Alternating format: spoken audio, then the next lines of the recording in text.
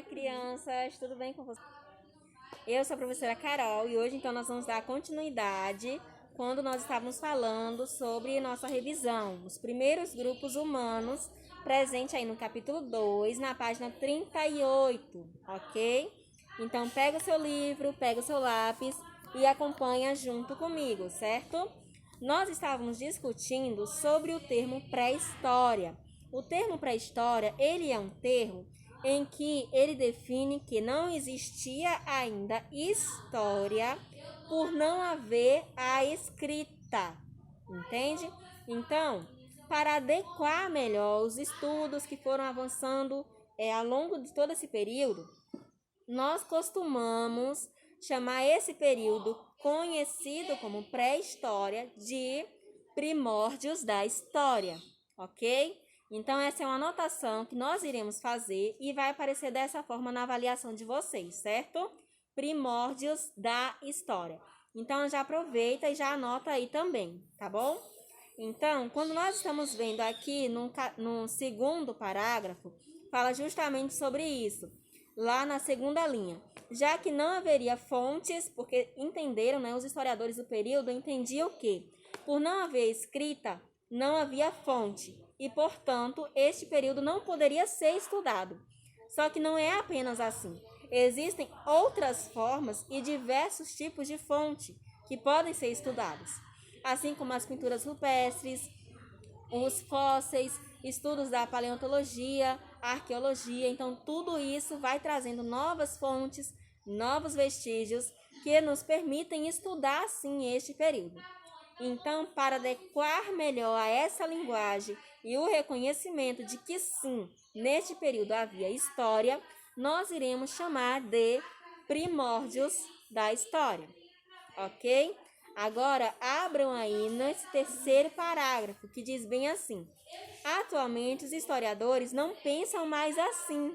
Olha só que legal, né? Então, já reconhece que sim, havia história neste período. E esses grupos humanos, eles não utilizavam a escrita no período, mas havia vestígios não escritos.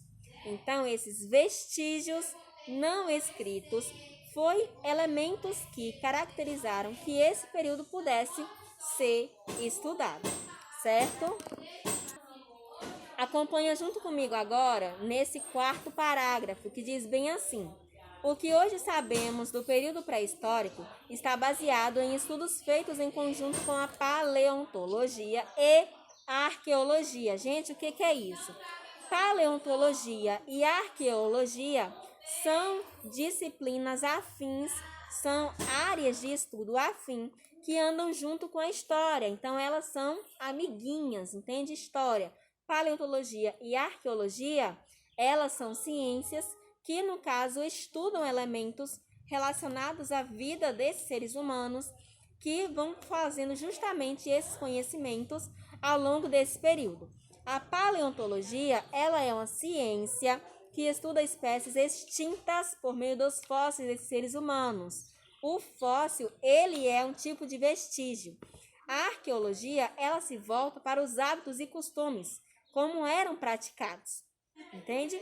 Então, a história, que no caso vai estudar sobre esses seres humanos ao longo de todo esse tempo, se associa junto com a paleontologia e a arqueologia para conseguir fundamentar melhor esse estudo voltado para os seres humanos, ok? Então, isso vai nos trazer evidências, vai nos permitir uma materialidade para a construção dessas histórias. No caso, né, construir esse conhecimento voltado justamente para esses primeiros grupos humanos. Então, o objetivo aqui é justamente esse, fazer essa compreensão de como esses primeiros seres humanos, eles viviam.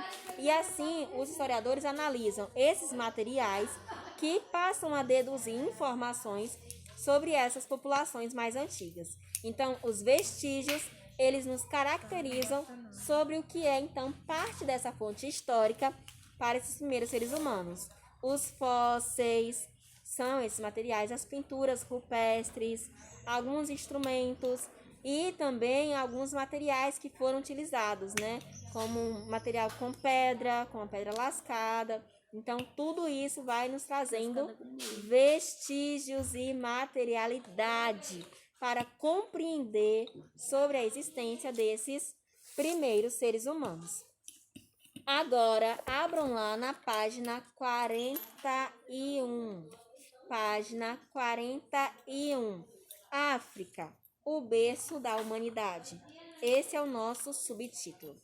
Então, quando nós estamos falando de África como um berço da humanidade, nós estamos falando justamente de que foi lá, né, gente, que surgiram, então, esses primeiros seres humanos. Os primeiros fósseis encontrados, estudados, foi, então, encontrado no continente africano, em diversas localidades. E no mapa que apresenta aí também, nós podemos fazer essa identificação, né? Que boa parte foi encontrado no nordeste da África. Então, esses fósseis de hominídeos mais antigos foram encontrados, então, no continente África. E por essa razão, o continente é chamado de berço da humanidade, que remete justamente, né, gente, em relação a esse nascimento, essa descoberta, essa início, no caso, da humanidade. Então, até agora, os achados paleontológicos e arqueológicos, além de pesquisas recentes, constataram somente na África a linha de evolução humana descrita por Darwin de forma ininterrupta, ou seja, desde o mais antigo hominídeo até o Homo sapiens. Então, o que isso quer dizer? Que desde os primeiros seres humanos até os seres humanos, tal qual faz parte da nossa linhagem humana, está presente, então, no continente africano. Porque desde o início até a mais recente evolução está presente também na África. Então, nós podemos delimitar nesse sentido de que, do início ao desenvolvimento, ao crescimento, as adaptações que os seres humanos foram fazendo estão presentes e marcadas também em diversas localidades do continente africano. Leiam comigo aqui agora, olha só, no último parágrafo diz bem assim: na região da atual Tanzânia foram descobertos utensílios de fabricação humana datados de 2 milhões a 3 milhões de anos atrás. Eram seixos. O que é seixo, gente? É uma pedra lisa encontrada na beira, então, desses rios, que foram formas variadas e utilizadas para cortar peles de animais ou realizar tarefas delicadas como cortes finos. Então, essa pedra, esse seixo, no caso, foi utilizado como uma ferramenta. Então, tanto a paleontologia,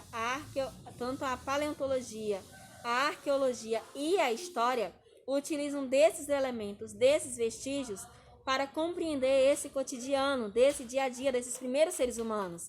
Então, essa pedra, esse seixo, ele se torna um vestígio dessa adaptação humana, ok? Por que adaptação humana? Porque os seres humanos eles precisavam comer, precisavam caçar e utilizavam então dos materiais que estavam ao seu arredor para poder então conseguir os seus alimentos.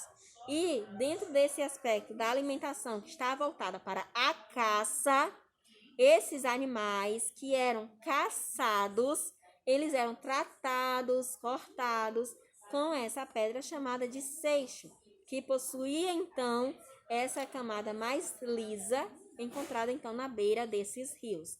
E por ser algo mais liso, mais fino e tudo mais, conseguiria ter mais precisão nesses cortes, que é como nós acabamos de ver, como cortes mais finos e precisos, que eram feitos então com essa pedra, que é uma adaptação, é uma moldagem dessa pedra. Então, a partir dessa moldagem dessa pedra, nós conseguimos compreender também como que eram feitos esses então materiais e vestígios.